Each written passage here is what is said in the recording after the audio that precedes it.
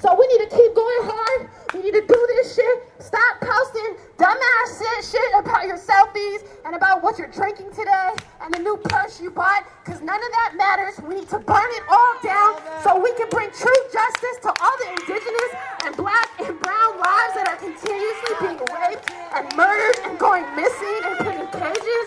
How can my son go back to school when there's over 2,000 kids going missing in government detention facilities? When Sean's killer is gonna go kill somebody else? You know what I'm saying?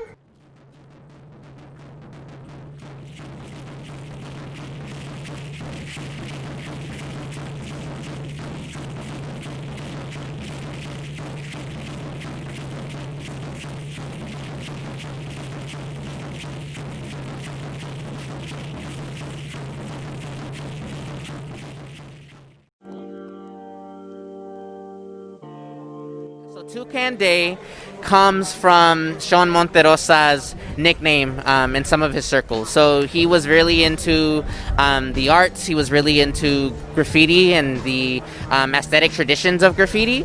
And Toucan is what he would like to write, and it was also what he would like to draw. So because the funeral and the burial was very limited, even though a lot of people did come, it was still very limited because of COVID restrictions. What other way can we honor Sean and have his entire community come out and support him and celebrate his life? And Sean knew a lot of people from programs, from school, from like work, and he just knew a lot of people from different groups of people too. Like he knew the art community, he knew like the bikers, he knew like the intellectuals, the athletes. So he knew a lot of people. The music. Yeah.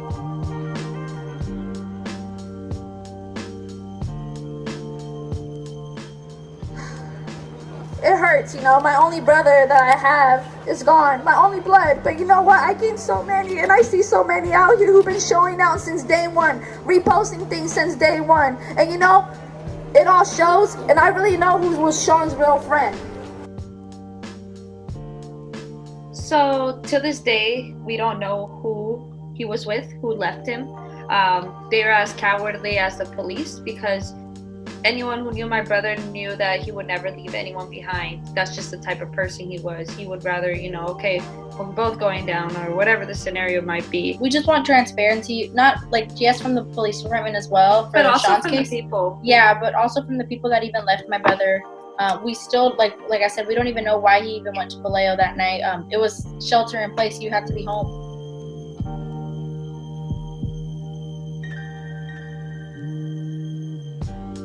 Our lawyers, both of our lawyers, Melissa Nold and John Burris, told the police department that we needed all evidence To be preserved. That maybe the police chief may have known, you know, it was like, okay, just do it, you know, no one's gonna care. They've done it for years in the past, so they're just doing outdated strategic things that they've always pushed under the rug. You guys know that is crucial evidence. You gave us a chopped and screwed video, but yet now you guys are tampering with evidence? That already should be a felony. That should already be, you know, there needs to be something implemented, that there has to be accountability. I just want to say on behalf of the San Francisco Board of Supervisors that while all politicians aren't there, this local board is ready to act, not just to speak, but to act. We are taking the leadership or the demands from you and trying to put them in action, but you cannot stop demanding that we do more, that it's your leadership that is going to make the type of change that you want to see.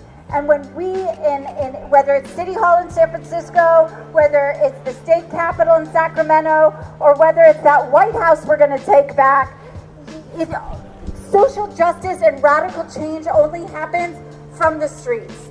And so you guys keep the demand in Sean's name, keep fighting to make that change, and we'll follow your lead.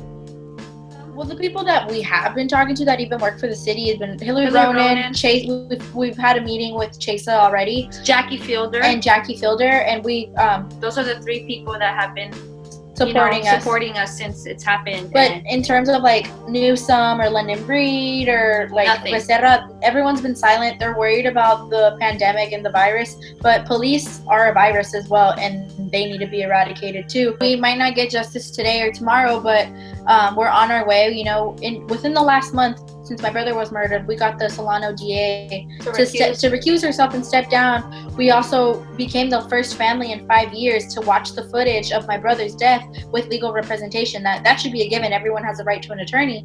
And so these families have been stripped away from that for 5 years, and we're grateful we were the first family to actually have that. So, you know, little by little, we're having little victories, and we're on our way for justice. Like I said, it'll take a while, but we're on our way. You know, they're feeling the pressure. He knew his rights. He knew what to do when he's encountered with the police. It ain't the first encounterment he's ever had. Being on your knees with your hands up is already telling you, all right, bro, book me in. My family will get me out the next day. But Sean thought that was going to be the same thing he's always dealt with, you know. But it took a coward out of Vallejo PD to put a bullet through Sean's neck and out his head. My brother did not suffer. He died instantly. They were doing CPR, and you know, a shot through the neck and the head, you don't need CPR. You need to fucking hold the wound so you don't get so much blood out. It ends now. Justice is coming.